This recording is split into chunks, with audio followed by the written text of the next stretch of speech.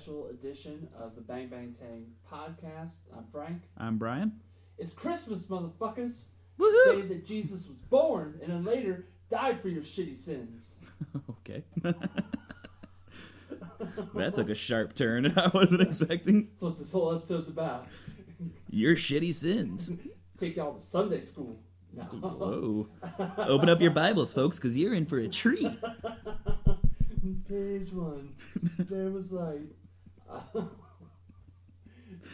No, It's definitely not going to be that because at least half of us, that's not our bag.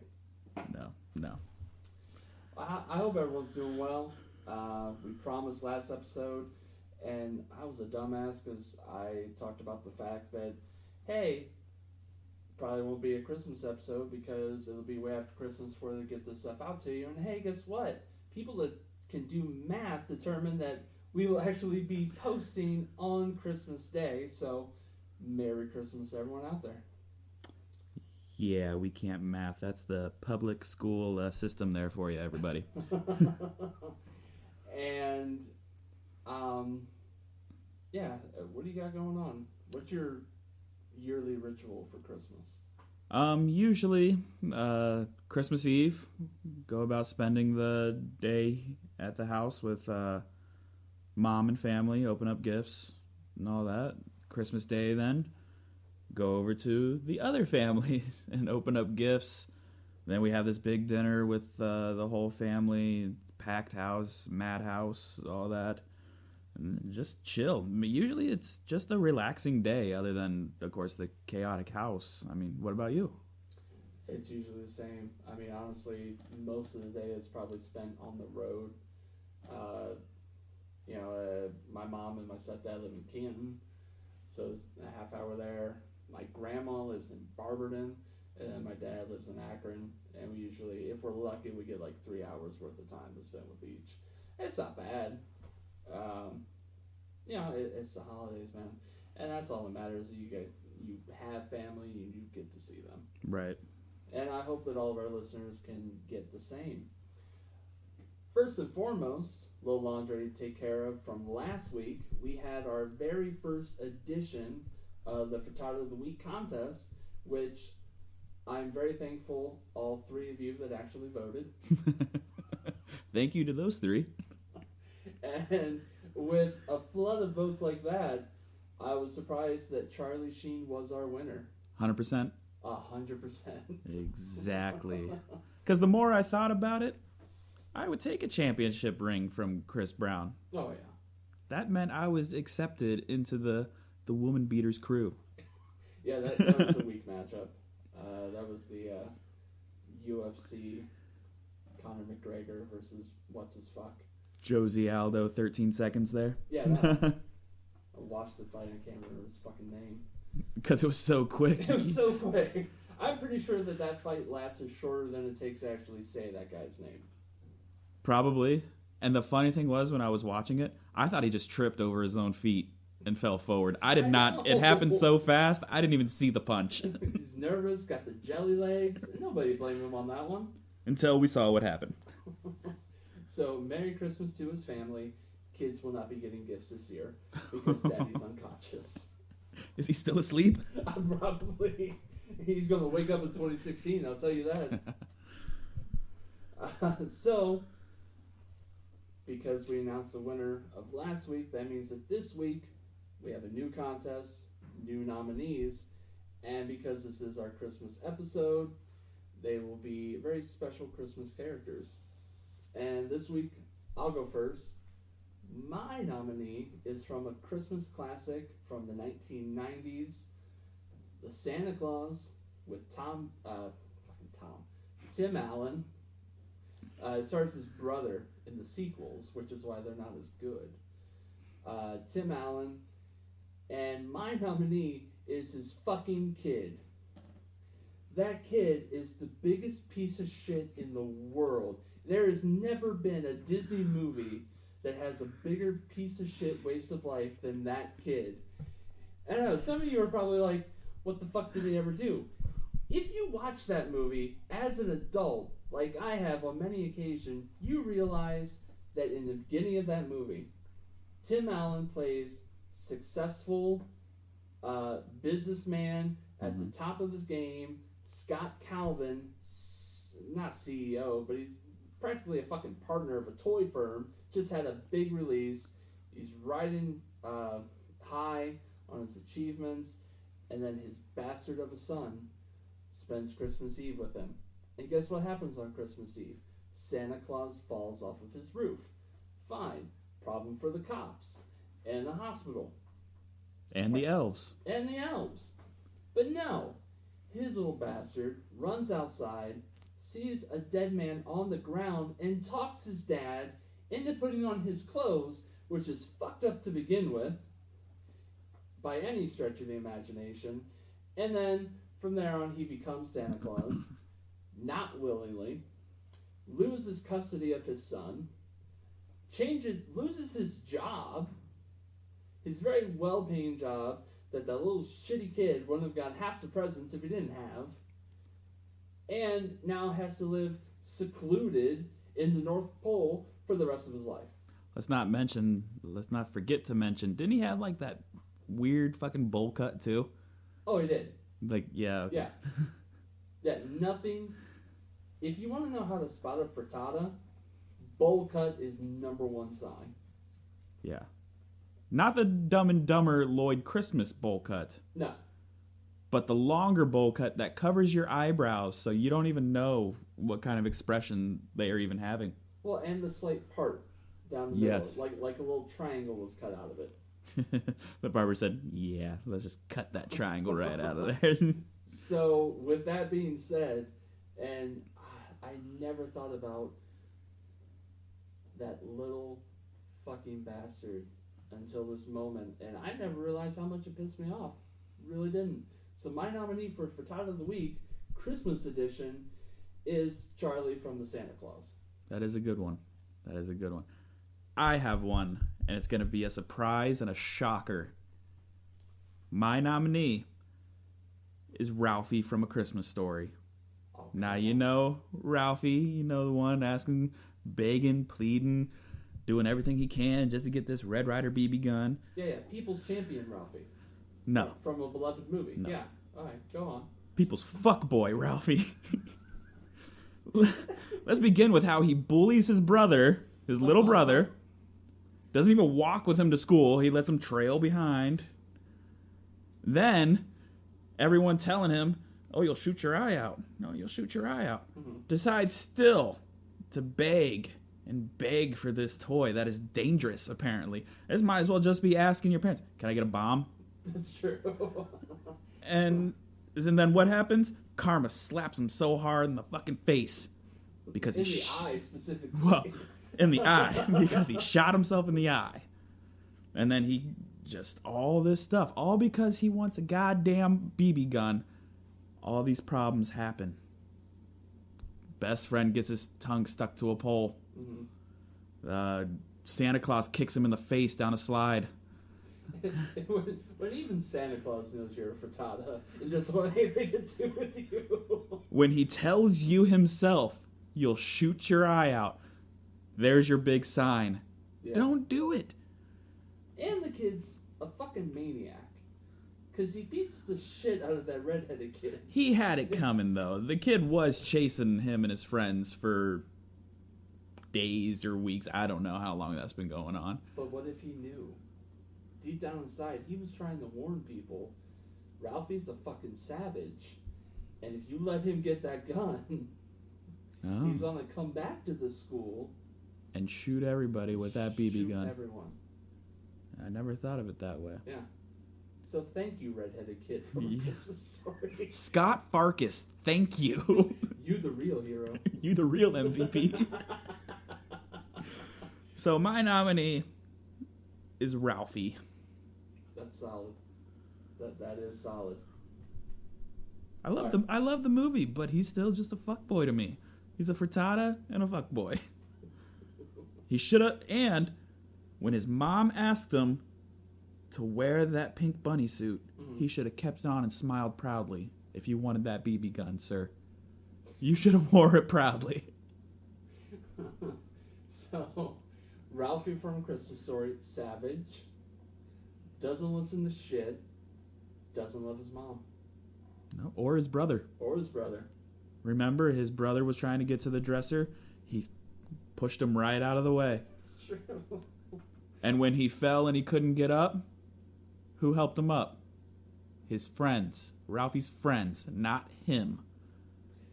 To be fair, though, would it be possible to make an amendum to say that Ralphie's brother is the real frittata of that movie? Because No. think about it. No. Think about it. He eats in a sink, not even the sink, underneath the sink. He can't put his arms down because his coat's too big, and he has his gloves connected to the sleeves of the coat. And probably some other bullshit in that movie. Well, if that's the case, we could just say the whole family's a bunch of frittatas. That's true. I mean, the dad was in love with the leg lamp of all things. Yeah. And the mom, she was flighty as shit. She was. And she didn't have a hot meal in so many years. No. Bitch, feed yourself. Right. Sit down and eat food. Feel free to tell somebody no. I mean, no one's gonna, well, I don't know this for sure, but no one's gonna hit you. Oh, no. No. Dad was a wife beater. You could tell. You could tell. Especially when he was down in the furnace, Mm-hmm. when he was fixing the furnace. Oh, yeah. Come on. You could tell right then and there. This dude beat his wife. And in the widescreen version, when it hit Blu-ray, when she breaks that lamp and he gives her that look, what you don't see is the bottom of the screen cut off, his fucking hand like a straight edge. Oh, did you notice when she tried to glue it together and he asked for the glue? Mm-hmm. She said, "We're out of glue." And when he grabbed his hat and said, "Not a finger," I swear he put his hand up ready. Oh, yeah. Oh, he was ready to he was ready to smack over that lamp. Yeah. So my real nominee though is Ralphie, It's Ralphie. but the whole family can also be part of that. The whole family's runner-up. That's solid. All right, so go to our Twitter account @BangBangTangPod, which I'm sure about this time. Oh, good job. 3 episodes later, I know for a fact that our Twitter account is @BangBangTangPod. We will have a poll up and running by the time this episode is released, and you can vote for either Charlie from the Santa Claus or Ralphie from A Christmas Story as your special Christmas edition frittata of the week. Which leads us to our official first segment, Shove It in My Mouth, where we talk about weird and crazy food items that we come across on the internet or hear by word of mouth. And again, Christmas edition. Brian, what you got? Now this one people have heard of. It's not that crazy. It's not that odd to see. But one thing, I still don't know why it exists. Fruitcake. Now, if you don't know what fruitcake is... Well, I mean, he's a very popular pop star. I believe his first smash hit was Baby. Dated Selena Gomez for a spell, and not exactly edible. Definitely a fruitcake. I don't know if that's the one that you are referring to. Now, you're getting confused with Justin Bieber. Damn it. But the thing I am talking about is, well, a cake, of course, made with dried fruit. Uh-huh. And it looks disgusting. Oh, yeah. It just looks like a cake with multicolored, nasty things inside of it. No, it looks like a brick of shit if all you ate was wheat toast and gummy bears. I was going to say Skittles, but we're on the same Skittles, page. Yeah. But it's just, I've never had one. Mm-hmm. I don't want to have one. No. It looks nasty. I don't know how it still exists. It's just... Well, I think it exists in infamy at this point. Because nobody likes it. I've never heard a single person that enjoys fruitcake. Right, the sister goes, you know what I wish was still around? Fruitcake. And it's a trope in every single holiday special and movie that's ever been created. That is true. I can't remember what show or movie it was. It shows like an entire trash can full of fruitcake. I think I know what you're talking about. I think I'm thinking of SpongeBob. No. No? I thought I've seen an actual movie where someone was like, oh, there's a bunch of fruitcake, we just throw it away or something like that because we don't want it because it's nasty as hell. Why would anybody eat a fruitcake? So... Yeah, I can't remember. But that is my crazy, nasty food. Yeah, like I grew some podcast, everyone. Yeah, fruitcake. It needs to go away. Do you even think the people who make fruitcake are proud to say that they have made fruitcake? I think they have to be. I don't know because how. It's namely used as a gift, I believe. So, which means in your mind you have to go, I don't feel like giving them gift cards to stores that they love. I don't feel like giving them trinkets. There are endless possibilities of other things I could give this person that I consider a family member, a friend, work acquaintance, if you will. But instead, I would rather show my affection to them with a hunk of shit with fruit in it. And I think they will genuinely like it. Yeah, maybe that's our second way of finding out who's a frittata or not. If you have a bowl cut, and if you think fruitcake is a viable gift to the people that you love. I'd like to find these people. And really ask them, why do they think that way? Yeah, fruitcake. Let's hope we don't see it in 2016. My crazy food item is actually something that's only been concocted in 2015 and has been deemed the holiday dessert of the year, and the Seattle Times has called it one of the top new food names, and that's pie cakin. Pie cakin. Pie cakin. Piggybacking off of the very popular trend of turducken, which is duck inside of a chicken, inside of a turkey, and then roasted and served, probably with a great plot as your gift for Christmas, because that's where the fuck you're going after that. With a nice fruitcake. Yeah. So with that, they've decided to make the pie cakin, which is a pie that I think you have to bake it first, I would assume. I would imagine. And you put it in a pan, and then you pour cake batter on top of and around it, and encasing it in a baked cake, and so you have pie inside of a cake, and you have pie cakin. Why there's an N on the end, I have no fucking idea. I think they just decided, we gotta end this word somehow. Let's just throw an N. Yeah, you know how you end that phrase? Neat. Pie cake me. Pie cake brownie. Now, there are a lot of different ways you can make your own pie cakin. Endless possibilities of different cakes and different pies. So my question to you, Brian, is this holiday season, if your mom, if your grandma, if your fiance came to you and said, I'm going to make you a pie cakin, what combination of flavors would you request? Now, I've been thinking about this. Mm-hmm. My first thought initially was I'd like to see a apple pie and a chocolate cake. But then the more I thought about it, like, that would be really fucking nasty. Yeah. So the thing, I went with this. I don't know how it would taste, but I'm willing to give it a try. Mm-hmm. Now it's the apple pie and a red velvet cake. It sounds interesting enough to me that I would be willing to try that. So are those like your two favorite, like that's your favorite pie? Apple pie and cherry pie are my two favorites.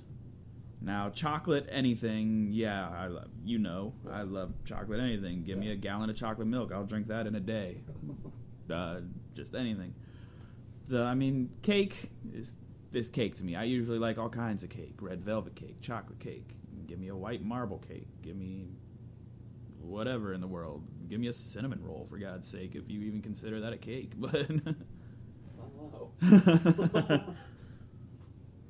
But that's the one combination I think I would like to see. So you would go with 2 favorites, even if they don't necessarily meld together. That's the thing, though. Maybe they would. They could. Just a red velvet cake and an apple pie. But you know for a fact that you have your 2 favorites in one dish, and ain't nothing wrong with that. Exactly. Fair enough. Even if they don't go well together, scrape the cake off the top and eat them separate. It's still good. No one's going to stop you on that one. That's fair. Mine is a little more involved. So you have chocolate silk pie. You take it, you set inside, cover it in chocolate mousse cake. Then you stack that 3 times high.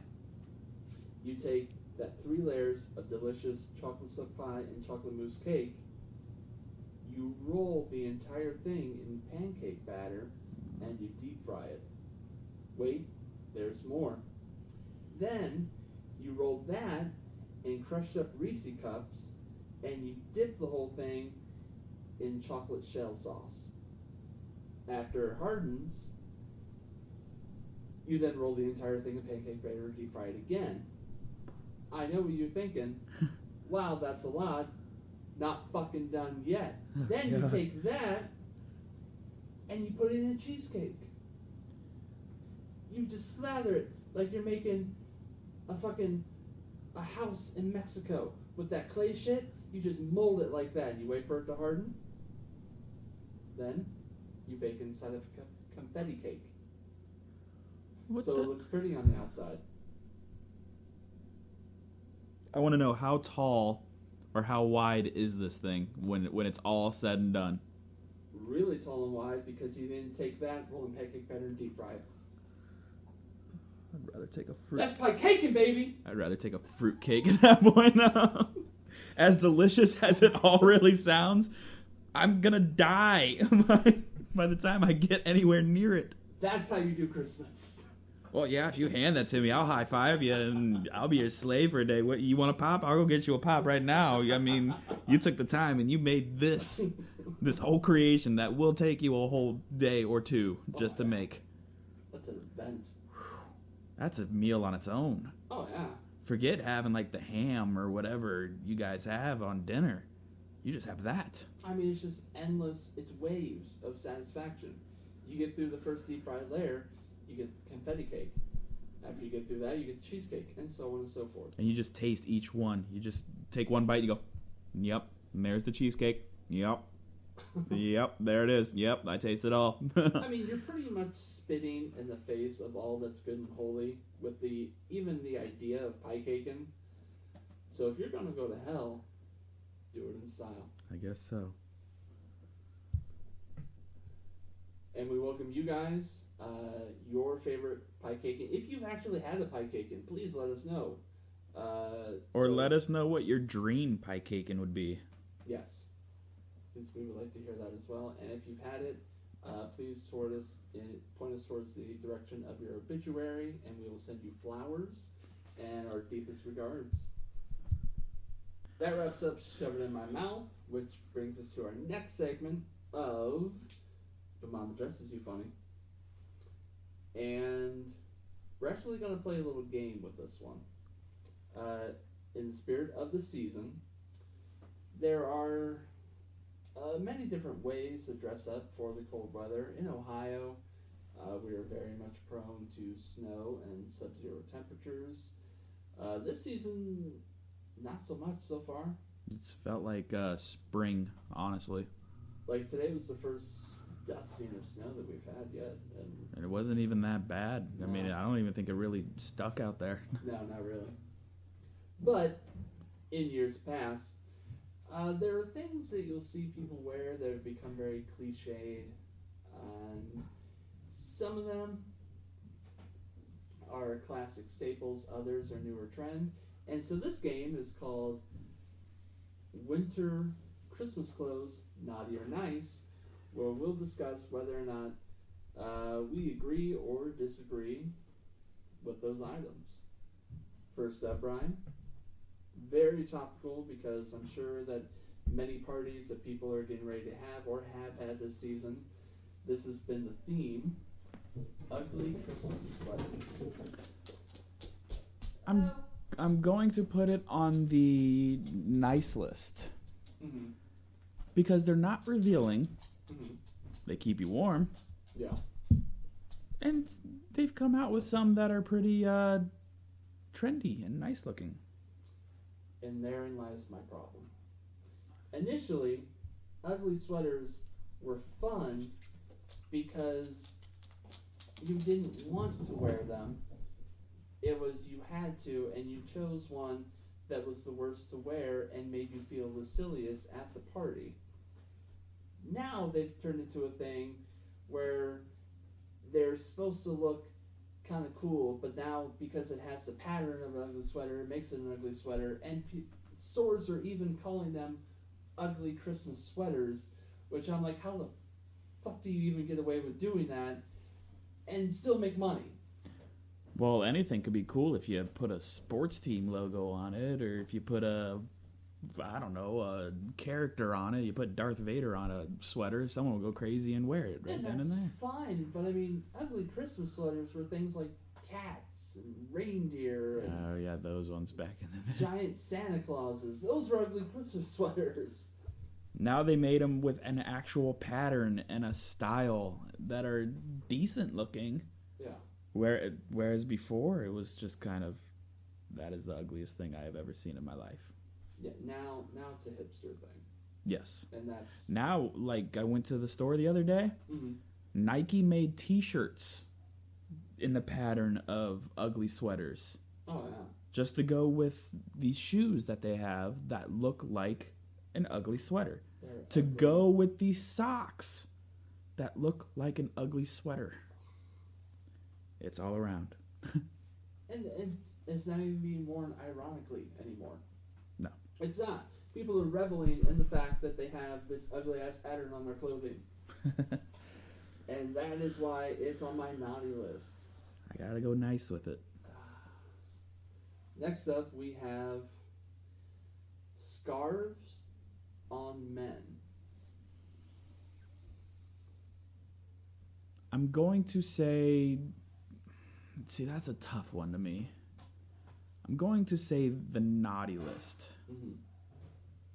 Because unless you are a very important person, like a lawyer or someone who wears like suits for a living, there's no reason for you to ever just wear a scarf unless you are really trying to hide your face. You know how you mainly use scarves to cover your nose and mouth and all that from the harsh winds and all that. Now people are just wearing them around their neck, like just draping it, like not covering their neck, not wrapping it, nothing, just draping it. Yeah. I'm like, unless you are that important, it's on my naughty list.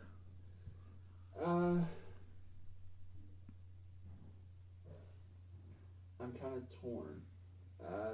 For those reasons, I would put it on the naughty list, especially guys that wear the infinity style scarves. Mm-hmm. Those especially, naughty list all the way. But if it's a kind of scarf that is made for men and is kind of a manly pattern and hue of colors, I appreciate a nice scarf. I do. And I will use it in the proper way, which is when it is negative 20 degrees out and I'm walking around like a dumbass, it keeps me even warmer. And that's nice. As long as you are using it the right way, have at it. If you're just using it as a fashion sense to go with your starter jacket or whatever, Nike hoodie or something, no. Guys, if you're going to wear a scarf, pair it with a nice jacket, a nice coat. Exactly. A pea coat, maybe even a car coat, something wool, 3-button, very nice. Don't wear it with a track jacket. Don't wear it with a hoodie. And for the love of God, buy a man's scarf.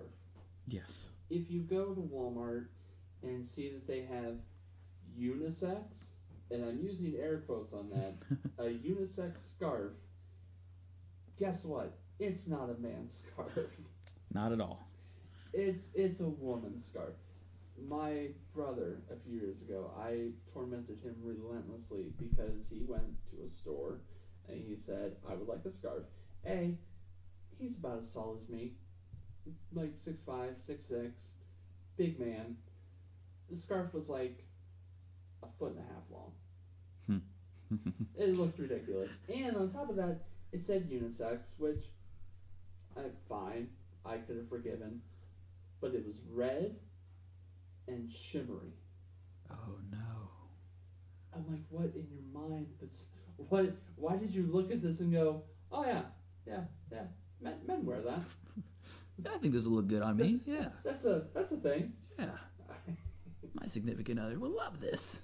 So, yeah, for the most part, young men know how to wear a scarf. If you wear it improperly, definitely a naughty list. If you are the CEO of a Fortune 500 company and you wear a suit, scarves are nice. Next up, and it's still a thing, and this ties into the ugly Christmas sweater thing as well, long johns. People still wear long johns. Unless you are out there just shoveling snow and you're out in the harsh conditions and you need to keep yourself warm, that's the only way you could have a nice list for that. That's a naughty list all the way. Except for that one reason of you are out there in the shit, and you have to keep yourself warm.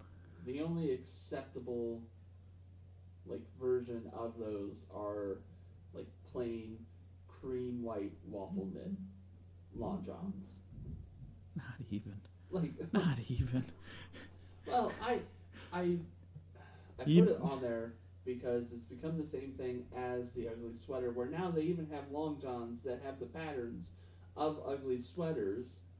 I haven't seen those at all. And people are wearing them like they're fucking cool. No. And they're just not. Well, you know what it reminds me of? Uncle Eddie. Yeah. From Christmas Vacation. Exactly. Just go out there and wear that around and yay, you're cool, dude. The only thing that could be worse is if you wear the long johns and they're the kind that have the butt flap. Did you see that, speaking of the butt flap, Victoria's Secret came out with the onesie long johns that have the butt flap. I was so confused as to what they are trying to accomplish there. They couldn't, and this was on the fashion show, or is it just this on was the internet? I just saw it on the ad, an ad for the internet. So yeah, they can't even show it in a way that you would actually want to see Victoria's Secret models wearing a butt flap onesie because parents and shit. Taking Netflix and chill to a whole new level. There's just, hey honey, it's our anniversary, and I'll tell you what, make it special. Why don't you go buy something to really put us in the mood? If she came back with a Victoria's Secret onesie with a butt flap, done.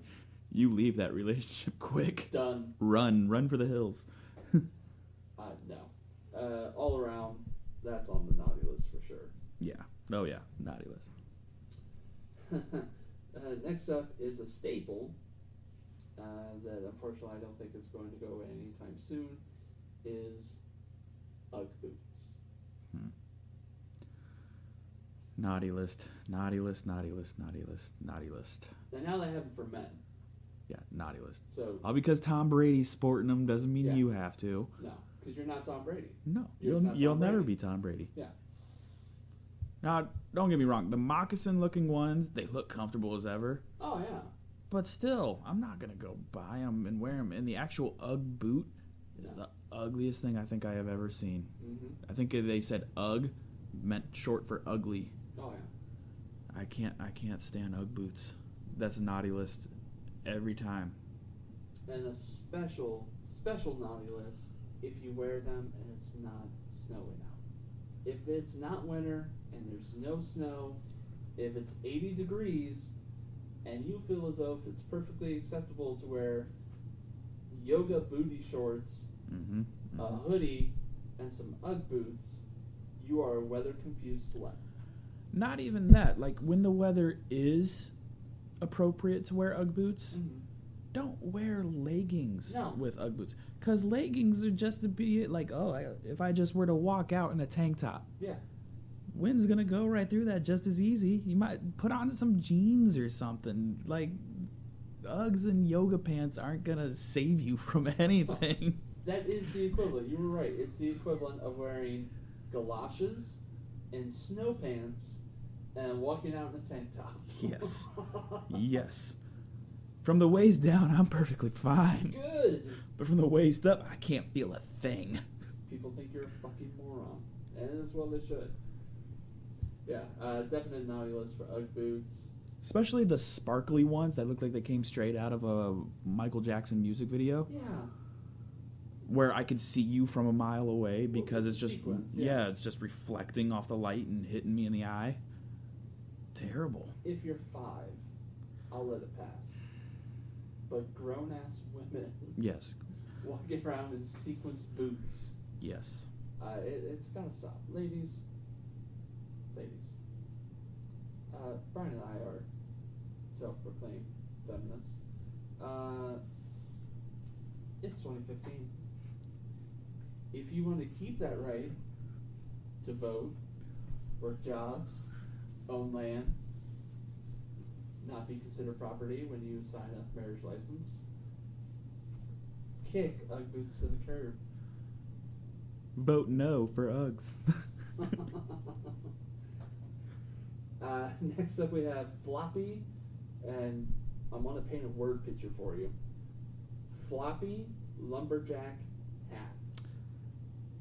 I think you're talking about the plaid hats. The plaid hats. That just have the 2 flops on each side that just cover your ears and they tie down at the bottom. And they're like fur lined. Yeah, and they got like the plaid, or they could be plain, it doesn't matter, but usually.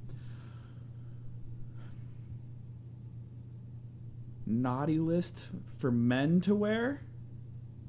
I'm going to give somewhat of a nice list for some females. If they pull it off.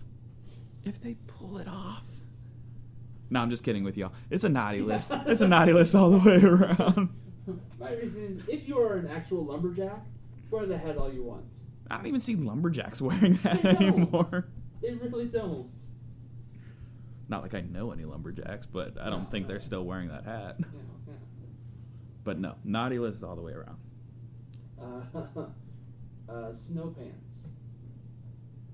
Now, snow pants are generally like, the puffy winter jackets. Oh, just that pants. Material, but just the pants, and like they have overalls.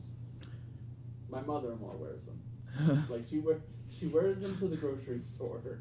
Oh no. Not a drop of snow on the ground. It's just 30 degrees. Unless this goes back to the long johns. Mm-hmm. Unless you are shoveling snow all day, or you're just out there, outside in the elements all day, or you're planning a ski trip, maybe, or a snowboarding trip or whatever. Fine for skiing. No. Naughty list. To the store, Brian. To just the grocery store. It's got to take her longer to get dressed than the entire trip. How hard did the cashier laugh at you when you approached him? Not even snow on the ground. No, just, you know what? I think I'm gonna wear my snow pants today. I don't it's know. a little frigid. My jeans are in the laundry. Oh, on top of jeans too. Oh, yeah. Stop. So how poofy does that look? So Ralphie's brother. So she can't bend her knees? Is that what you're saying? It just walks like stilts? Like that's terrible. And last but not least, North Face jackets. I like North Face jackets. I'm going to say nice. I do. It's going to be on the nice list. Most of them I like. Mm-hmm. The ones that kind of have like the outside of it is kind of like that fur or whatever, Fleece? the fleece outside. Yeah. No, No. not to that one. I like my fleece on the inside Mm-hmm. to keep me warm. I don't need it on the outside at all. I just like the plain black North Face jacket. Yeah, color goes a long way, and pattern. Like Yeah. the ones that are tie-dye and shit. Yeah. No. But some girls do. They really do pull it off, and it looks pretty nice. Or the ones that make it look like you got gray shoulder pads on, Yeah. but then the rest are like pink or gray or blue. Yeah. But, like, what was the reasoning for that pattern choice? Now, North Face jackets on guys.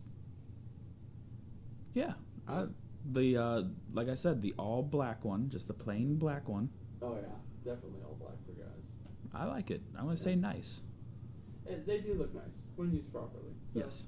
Yeah, I'll agree. Nice list. And that's all I got for that one. I have one. Uh-huh.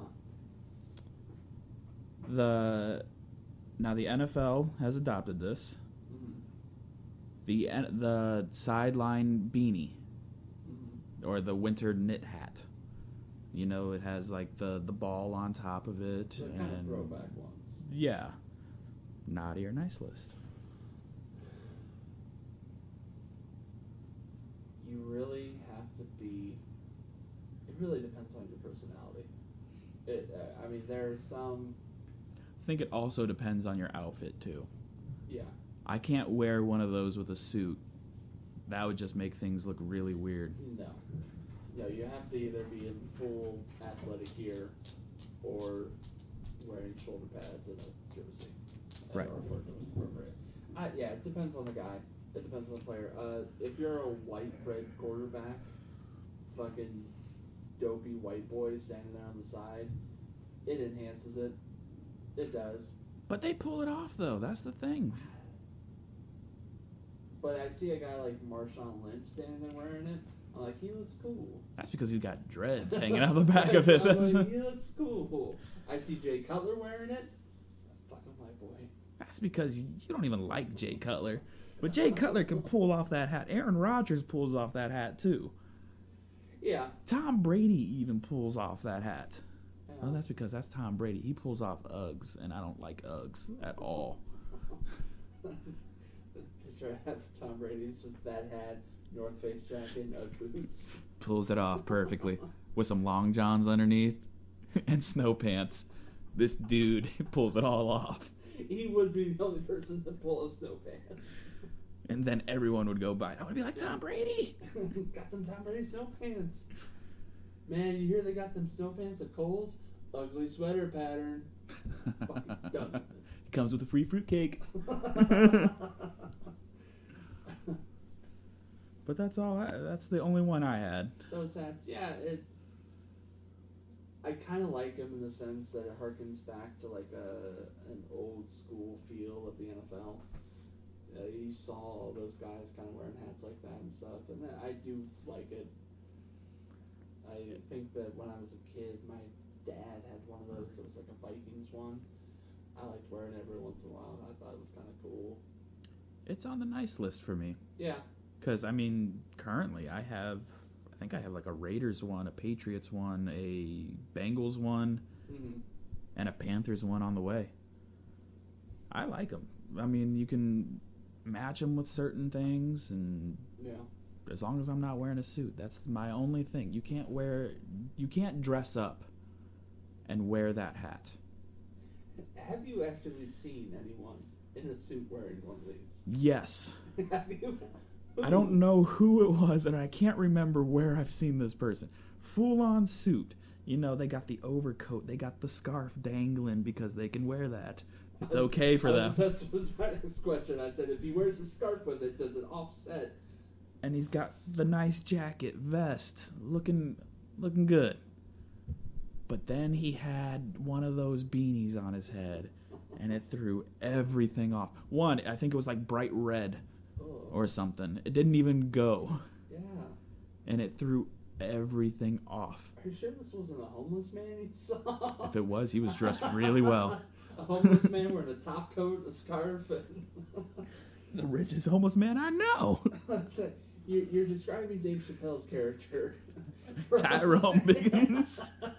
That's basically what you just described. It was not Tyrone, I will assure you that. Did he come to you? Y'all got some crack? Yeah, it was not him. Can't remember who it was, but I've seen it. It's not good. Yeah, no. Yeah, either a football player or you're dressed for winter. Right. Yeah. I think that about wraps up the Mama Dresses You Funny segment, which means that we are actually the ugly sweaters and sports is a good segue into the next segment, Geeking About Sports and Sport About Geek, where you had something apparel-wise that you want to talk about. Yeah, well, every year the NBA tries to do something for Christmas around the Christmas time because, the season runs into that.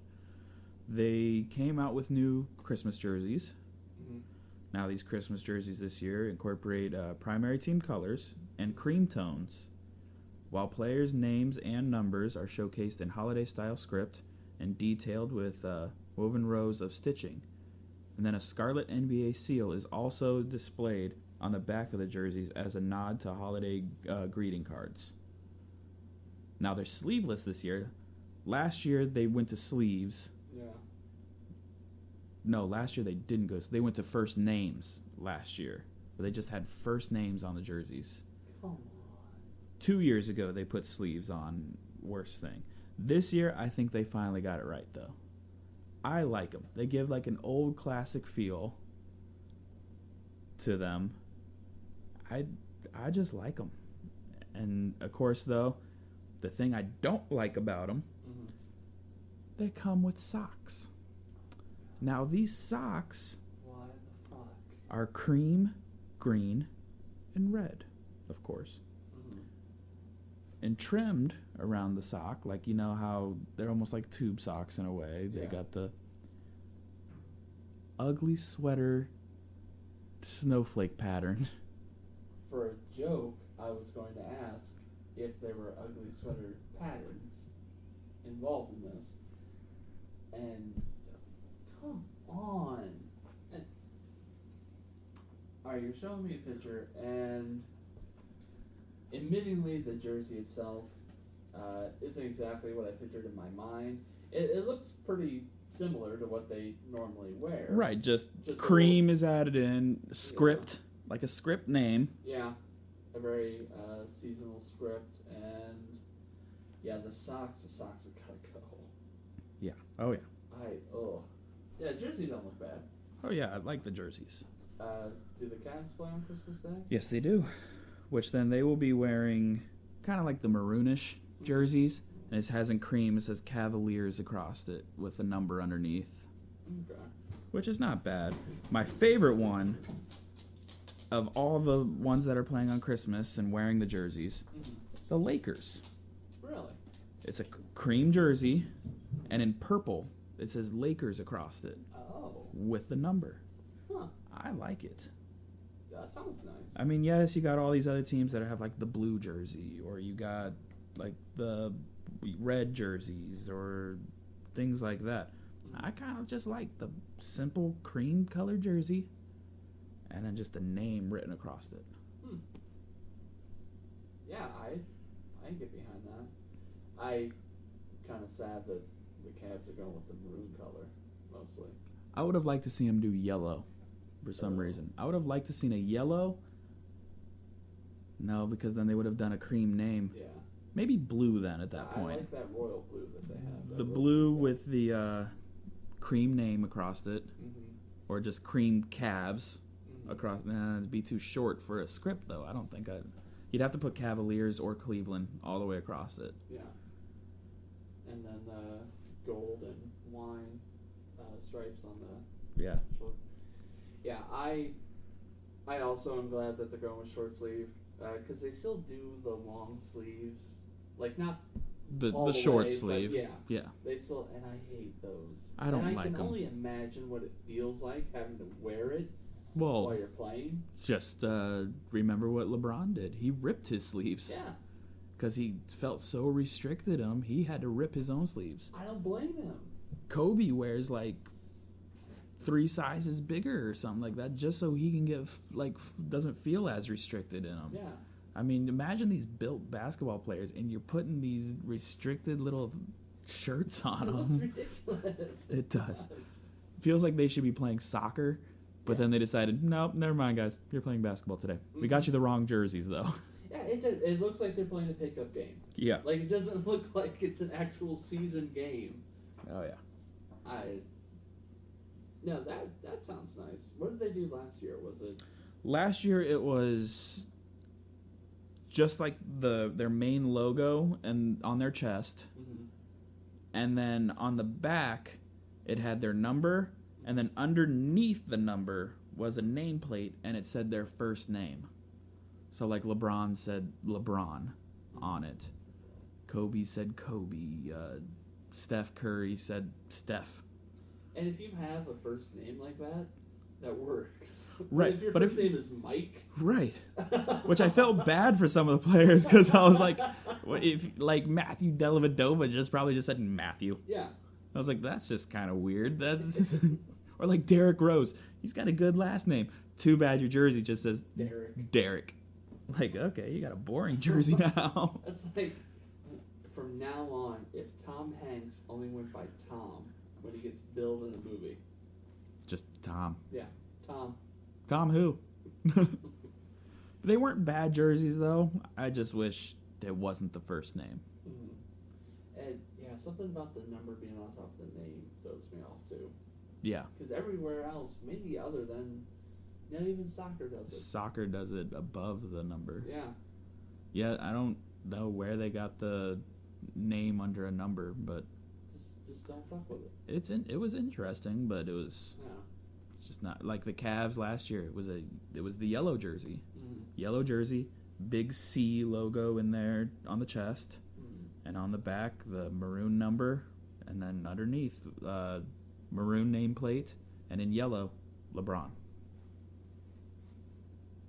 Oh God! So there was a block of the secondary. Oh. Yes. Ew. Yes. That is the worst. Yes. I It's just like a bar underneath the underneath the number, and in that bar was the first name.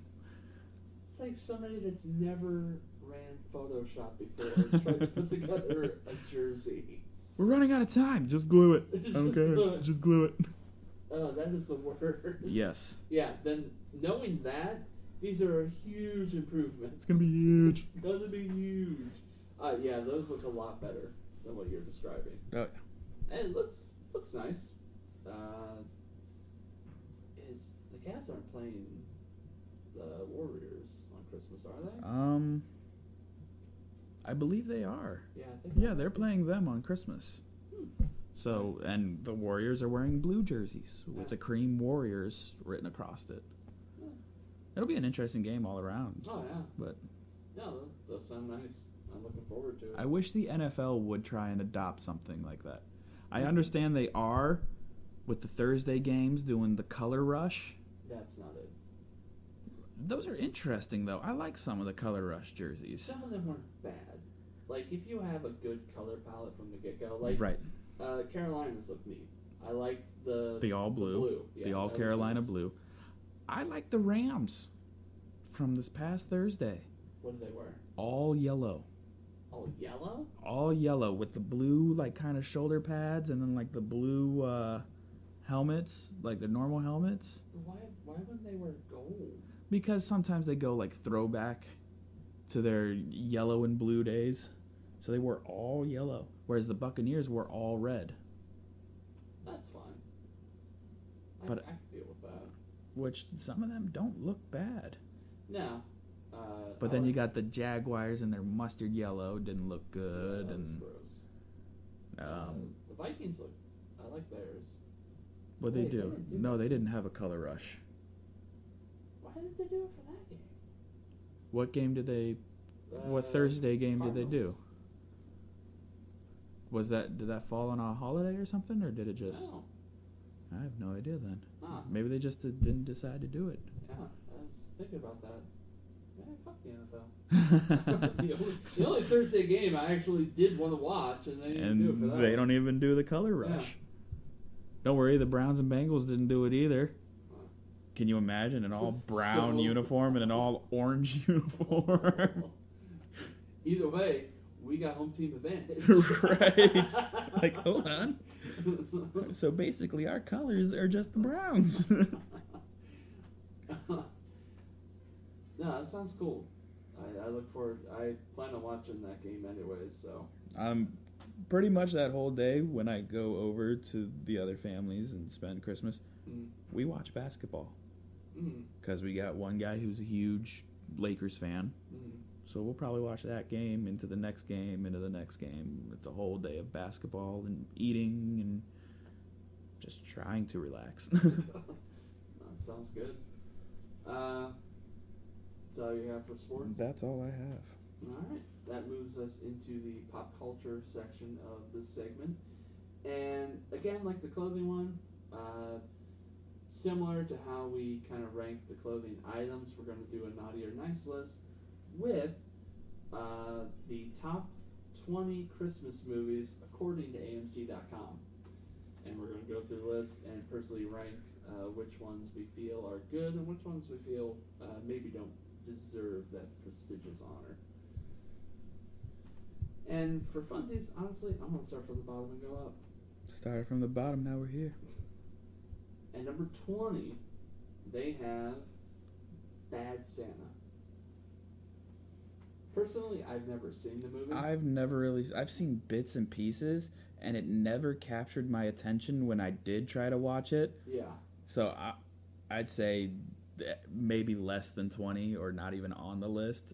So naughty list, I guess, at that point for me. Yeah, it was never one that I wanted to watch. No. Any of the trailers, any of the commercials, and yeah, like you were saying, it's been on like Comedy Central a lot during the holidays, and I just never captures my attention. No.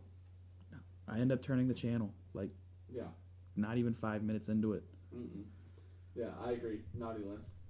Definitely not in the top 20. No. Well, it all depends on what's left in the list. But so far, I don't even think it belongs in the top 20. No. Number 19 is The Nightmare Before Christmas. To be honest with you, never seen it. Don't care to see it. I'm not a fan of Tim Burton, except for when he did Batman with Michael Keaton. I don't like that claymation stuff. So I don't get the big hype about The Nightmare Before Christmas. So honestly, I'd put Bad Santa above it. I have seen it, and I guess you can call it a Christmas movie. I mean, it's like half and half. I mean, it's a half Halloween movie, it's a half Christmas movie, and I've seen it like twice, and it's all right. Yeah. It's not great.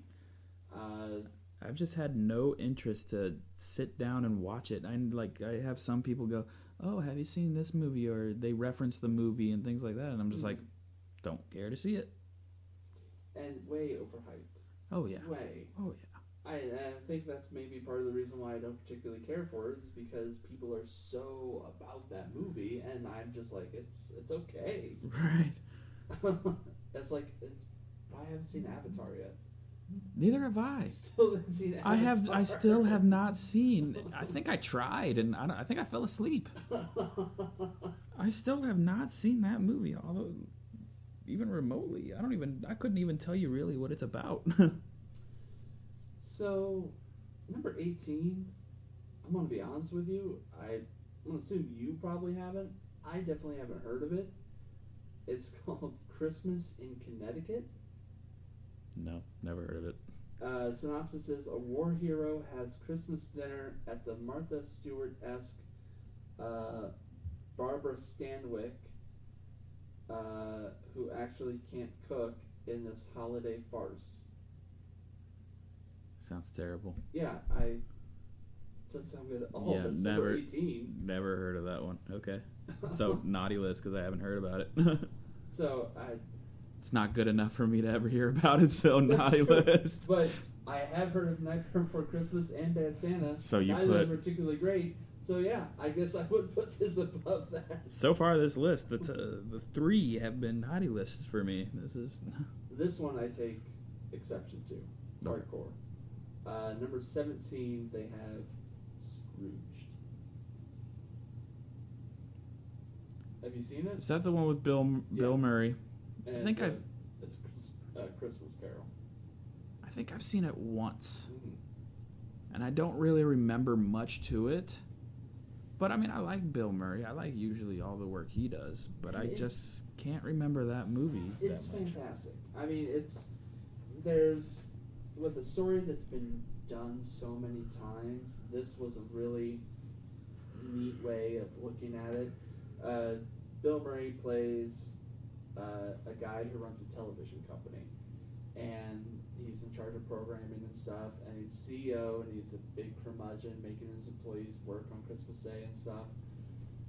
And he's visited by ghosts, the first of which was like his old boss, who was the same way and died. It's the same story, but the actors are great. I mean, you do have Bill Murray.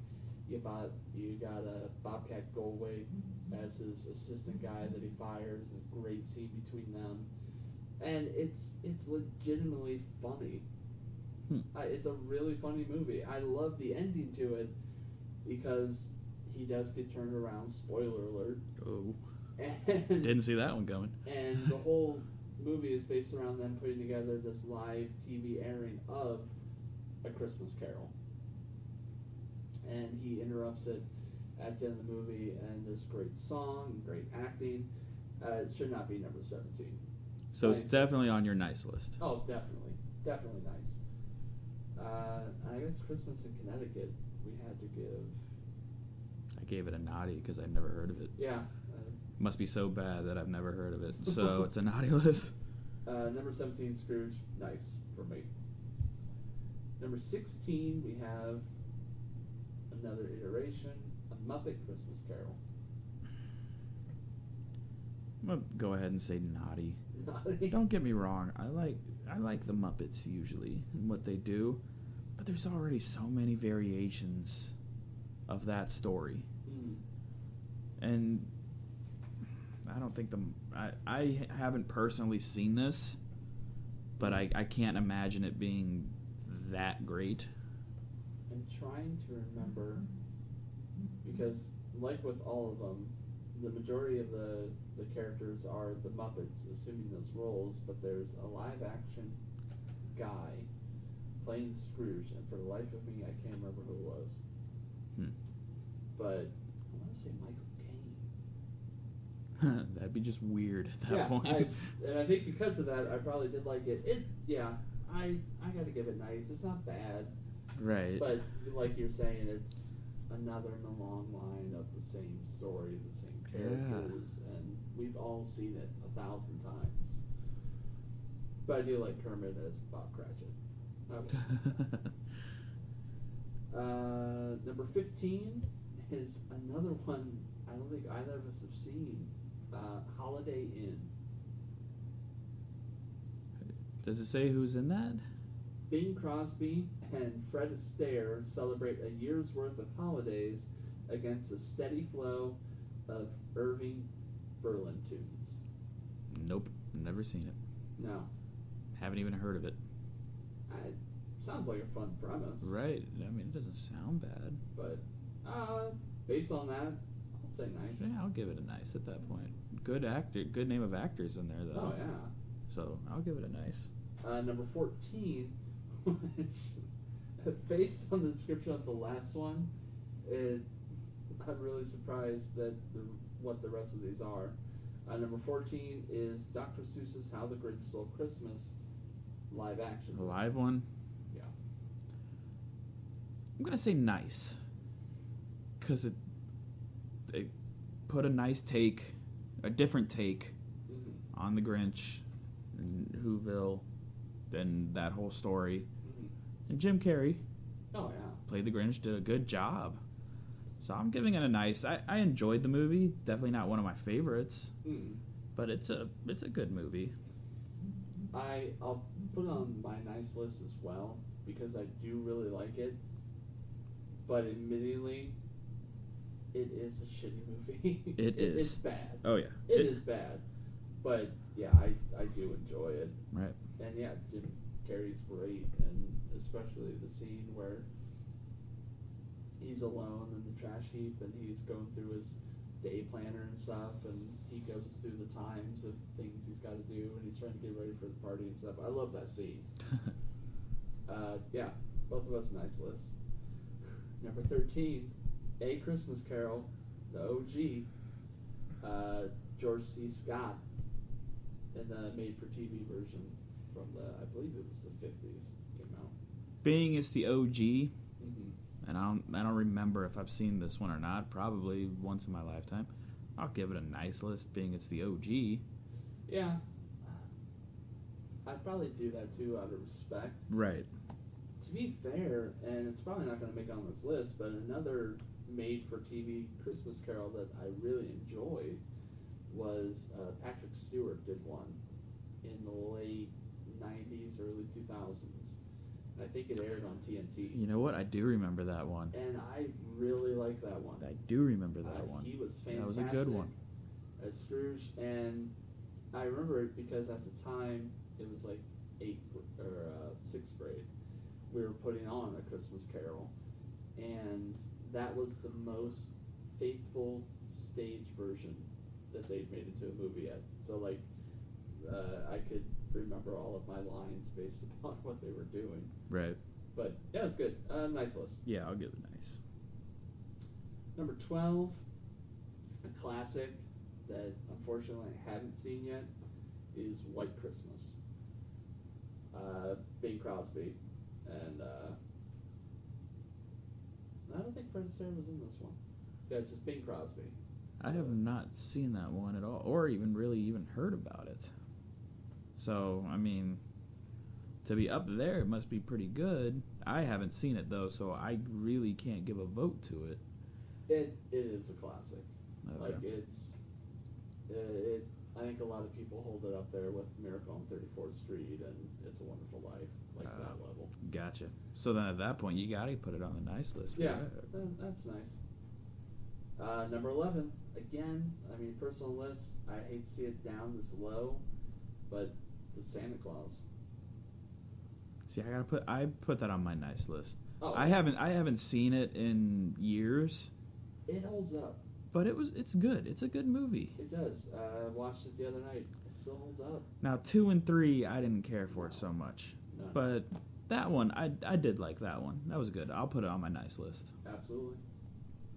Number 10, classic. I believe they're referring to the animated one, Frosty the Snowman.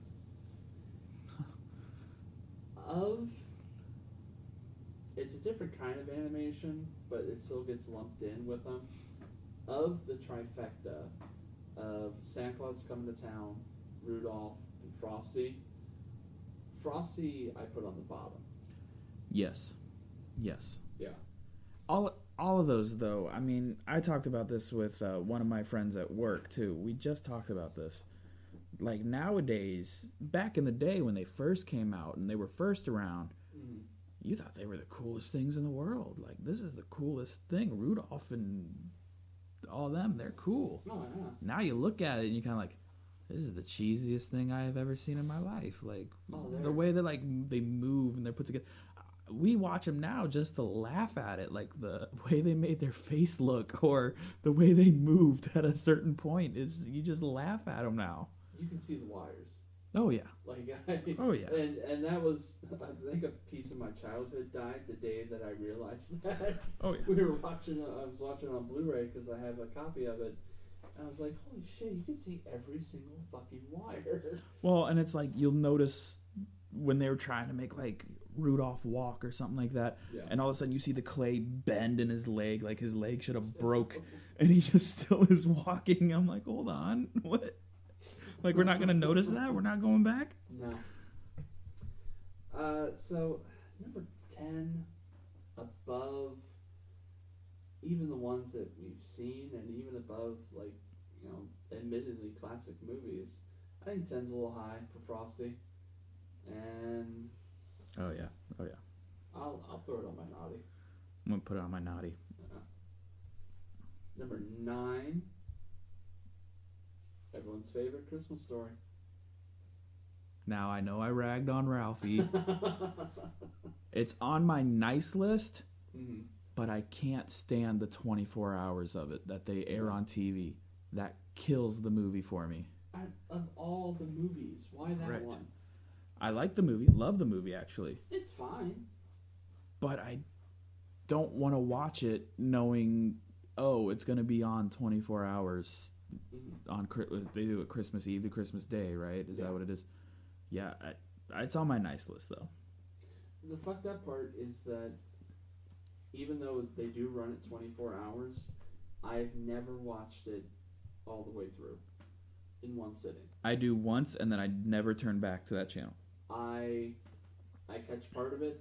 I'll watch a couple scenes. I'll get distracted. Then I come back 3 hours later. It's a different scene. Maybe not before or after the one that I watched. And then like throughout the day, I'll eventually watch the whole movie. Just periodically. And completely out of order. Naughty. It's good. I don't think it's that good. I like it. I think it's a good story. Number 8, another classic, Miracle on 34th Street. I'm assuming the original, not the one with Matilda. I hope not. Either way, though, I'm saying naughty. Yeah. I never cared for that movie at all. It was just kind of like, oh, okay, here's this. Like when people say, oh, let's go see some Christmas movies, no one ever brings that one up. And that's fine by me. The story itself really lends itself to being rather magical and fantastical in the sense that you have this guy who thinks he's Santa Claus, and the whole movie is to prove whether or not he really is, and then he turns out to be, but there's nothing really magical about it. Nothing really Christmassy about it either. It's just kind of like, oh, you're on trial. Okay, see you later. And that's the thing. Is the only thing that gets him off is that there's a lot of letters that kids write in trying to get him off, and then it works. Right. Naughty. It's on my naughty list for sure. Yeah, that one's way overrated. Number 7, Rudolph the Red-Nosed Reindeer. Naughty. It's just the claymation thing again. Yeah. If you would have asked me 10, 15 years ago what I thought, yeah, it'd be on my nice list because I thought that was cool. Yeah. Now I look at it, it's cheesy. It's just kind of weird to me just to watch. So it's on my naughty list. Yeah, you took like a 2-minute song, if you really stretch it out, and turn it into 1-hour movie. Right. Maybe a little more than that. I mean, and come on, I laugh really hard at Yukon Cornelius. Yeah. And what's the dentist's name? I can't remember. Hermie or something, who's an elf and wants to be a dentist. I laugh at him too. Like, really? I've maybe seen it once. So naughty list for me. Yeah, I'm gonna put it on naughty. Number 6.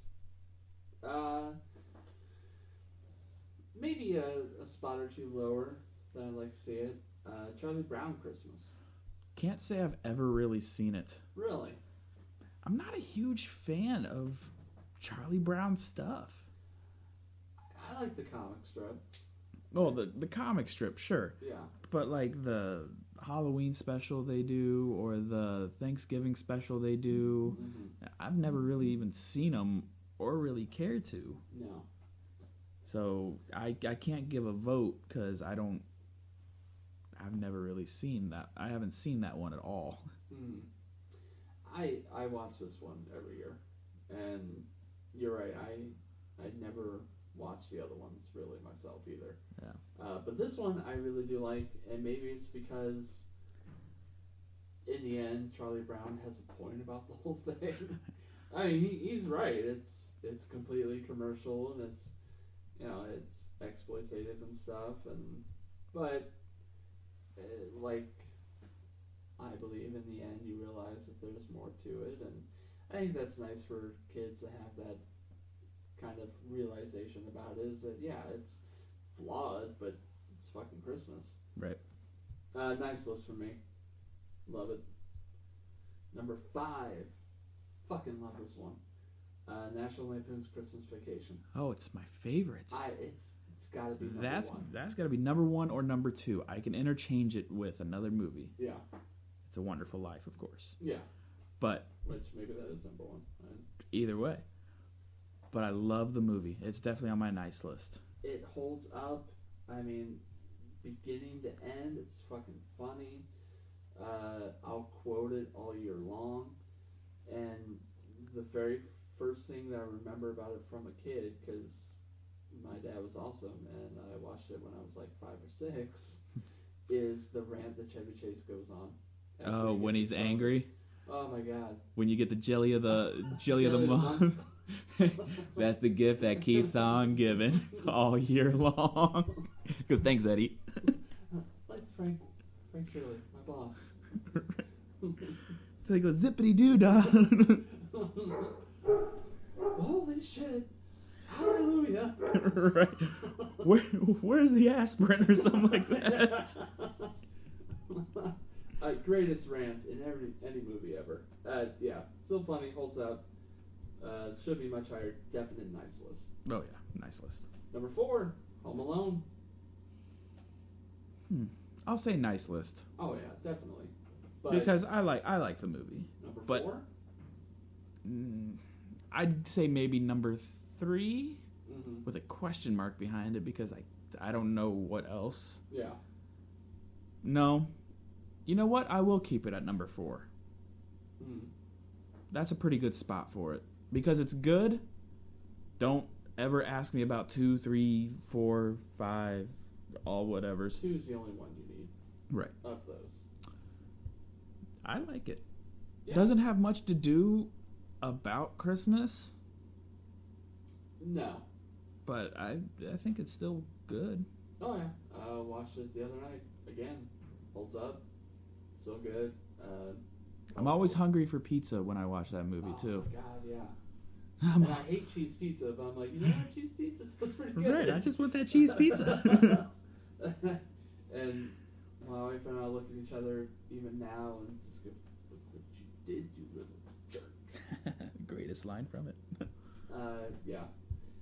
Now, I looked ahead, and you are going to be sorely disappointed. Oh, God. Number 3, It's a Wonderful Life. Nope. Number 1 or number 2? You are going to fucking hate what's number 1. I can't wait. Nice list. Nice list should be number 1 or number 2. The only reason and it might even be slightly borderline for me, simply because, and Jane, my wife, still hasn't seen it yet, and I watched it for the first time a few years ago. I have a hard time determining whether or not all the good things that happen in the end up outweighing all of the bad shit that happens before it. And it's hard. Right. It's a drudge of a movie to get through. It is. But to me, it's worth it. Mainly, I don't know if it's only because I make fun of Jimmy Stewart's voice throughout the movie. But I really just like the movie. There's no reason really why it's up there for me, but it's just, I like it. It's good. It's a classic. I mean, the ending's really high. Right. I mean, it's yeah. really happy. I mean, you're really happy for Jimmy Stewart's character, but the lows are so low. Oh yeah. That I'm gonna put it on nice. Oh yeah, nice. Because it's a classic, and Jimmy Stewart's awesome in it. It's probably my second favorite Jimmy Stewart movie. Number 2, How the Grinch Stole Christmas, animated. No. Yeah, it's... Naughty.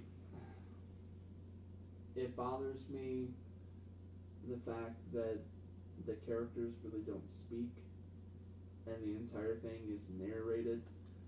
I don't even care that it's narrated by Boris Karloff. I would take the live action one over the animated one any day, but I'd never put it number 2. No, neither should be number 2. And it's probably a generational thing. You know, when I was a kid, I would sit down and watch it, but I think mostly because I thought I should. And I had to. Definitely not number 2. And, Naughty. AMC's top 20 Christmas movies, their number 1 choice is going to break your heart. Elf. That's my number 3. Your number 3. That's why I was saying I will leave Home Alone at 4, because it would go either 1 or 2 being Christmas Vacation and It's a Wonderful Life. Yeah. And then Elf would be right there at number 3. I love it. Elf's a great movie, but it's not number 1. No. It's a nice list. I'll put it on a nice list. Yeah. But not a number 1. Not number 1. No. My list would probably go number 1, Christmas Vacation. Probably number 2, I would go with the Santa Claus. Like, that one really resonated with me as a kid. Number 3, probably Santa Claus Coming to Town, which is absent from this list. Yeah. And it's a creepy animation that you don't like, but I really like that one. Yeah. I thought it was a neat way of telling the Santa Claus story. So, I like that one. Not Elf at number 1. Elf would probably be in my top 5. Oh, yeah, for sure. 5 or 6. There's nothing wrong with the movie. No. It's just not number 1 quality to me. It's too new.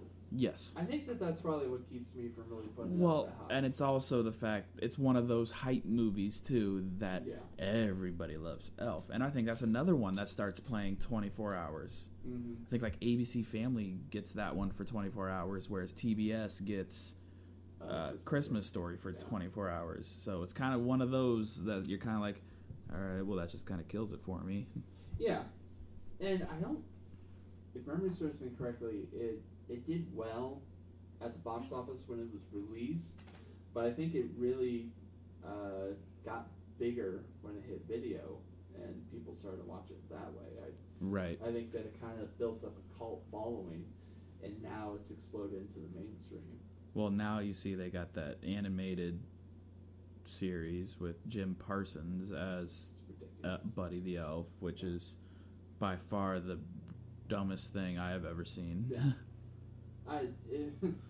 Whatever executive at NBC, I think it was NBC or ABC, thought that Jim Parsons was a viable substitution for Will Ferrell. They don't even sound the same. Like, what were you thinking on that one? No. And completely different comedy style. Oh, yeah. Well, that's AMC's list of the top 20 Christmas movies. And I think for the most part we disagree with the order. Let us know what your favorite Christmas movie is. Yeah, top 5. And let us know if you think that any of our picks should be moved to the naughty list to the nice list, or vice versa. Because definitely we are not the final say on this stuff. If I was, Elf wouldn't be number 1.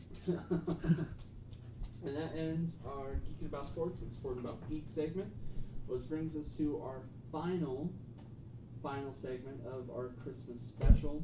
And this week we're going to do something a little different. Normally we would have a sad story that we would read, but this episode we are going to read a classic Christmas poem. Is it a poem? I think it's a poem. Yeah, I think it's a poem. 'Twas the Night Before Christmas. And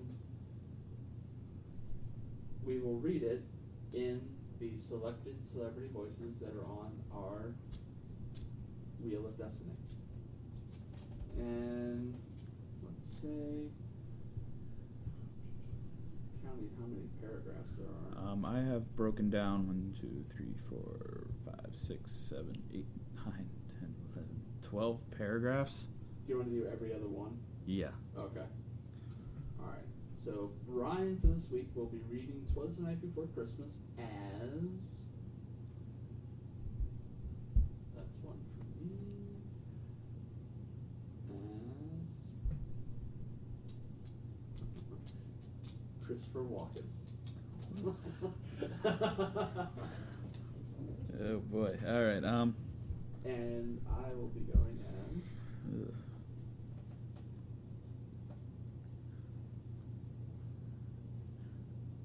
Christopher Walken as well. Oh no. Because we talked about this before it happened. I was like, this would be great if it worked out that way, because we can both kind of do it. It's not the greatest no, ever. And they're already not great. And Bryan's is better than mine. But I was like, it would. Because nothing brings the Christmas spirit like Christopher Walken, which I don't think he's ever done a Christmas movie. No. Now that you say something. If you count Batman Returns as a Christmas movie. No. Then no. Did they put it on that list? No. Nope. So, both of us as Christopher Walken will be reading 'Twas the Night Before Christmas. Oh boy. You want me to start or? Yep. Okay. I apologize in advance, everybody. 'Twas the night before Christmas, when all through the house, not a creature was stirring, not even a mouse. The stockings were hung by the chimney with care, in hopes that St. Nicholas soon would be there.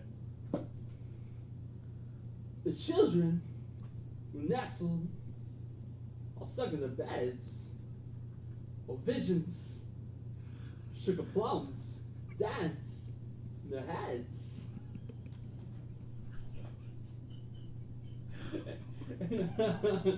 Mama, the kerchief, I'm a cap. I just settled our braids, but long was nap. It's yours. It is mine. Hold on. We're not going to make it all 12 paragraphs. When out of the roof there arose such a clatter, I sprang from my bed to see what was the matter. Whoa! That wasn't even a Christopher Walken whoa. Away to the window, I flew like a flash, tore open the shutter, and threw up the sash. The moon, the breast of the new fallen snow, gave the luster of midday to objects below. When, what to my wondering eyes should appear but a miniature sleigh, and 8 tiny reindeer, with a little old driver, so lively and quick. I knew in a moment I must be St. Nick.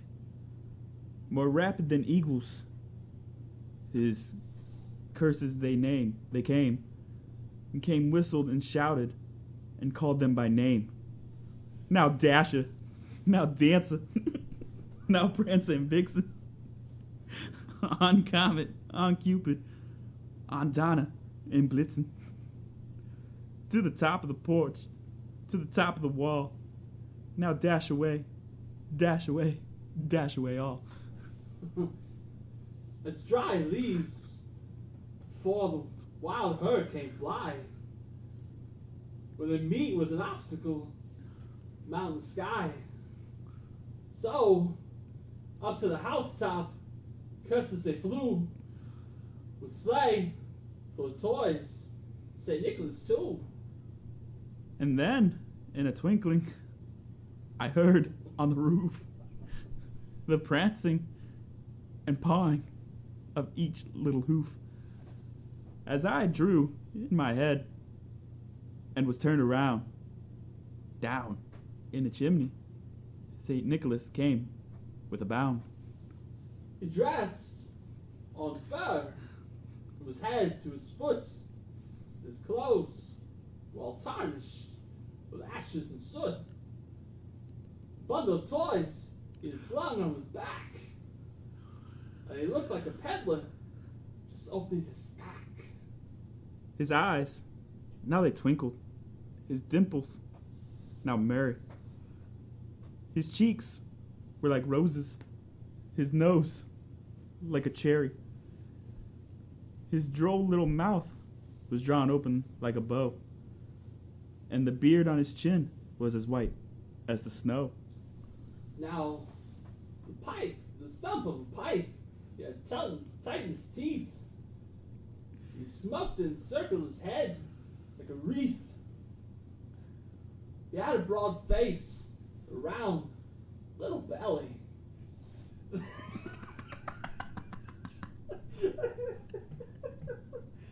That shook when he laughed, like a bull full of jelly. He was chubby and plump. And right jolly old elf. And I laughed when I saw him, in spite of myself. A wink of his eye and a twist of his head soon gave me to know I had nothing to dread. He spoke not a word, but went straight to his work, and filled all the stockings, and turned with a jerk, and laying his finger inside of his nose, and giving a nod, up the chimney he rose. He sprang to his sleigh, to his team gave a whistle, and away they all flew, like the down of a thistle. But I heard him exclaim, ere he drove out of sight, Happy Christmas to all, and to all, a good night. Finn. I think that was my favorite one we've Wow. done. So, I mean, not a sad story. I can't get out of it.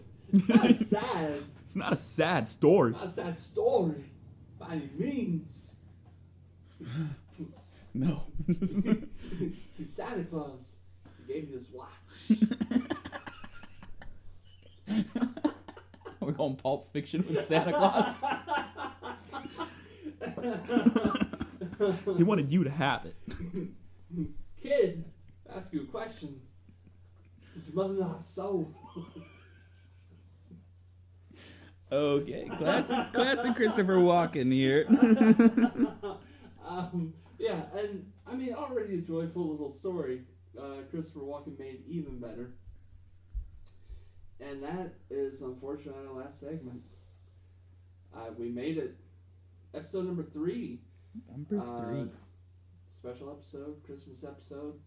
I hope every one of our listeners has a wonderful, wonderful Christmas, holiday season. Next episode will probably be up after the New Year, so I hope everyone has a very great start to their 2016. I think we will. And if anyone, if you don't have much going on Christmas Day, shoot us some tweets, shoot us some comments. We'll be sure to get back to you and talk with you a little bit, because no one should be lonely on Christmas Day. No, not at all. I believe that full-heartedly. So until 2016, that wraps up our first year. What a great year. It's a great year to be alive. Wow. Whoa. We're not going with my whoa.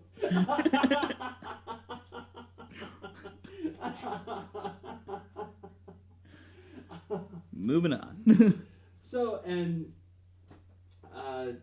if you follow our Facebook page, you'll see that we started out on YouTube with a YouTube channel, and we'll still keep updating that. But now we have an official home with creaturestolemaTwinkie.wordpress.com, a site that's run by a friend of the show and friend of mine, Jess Hicks.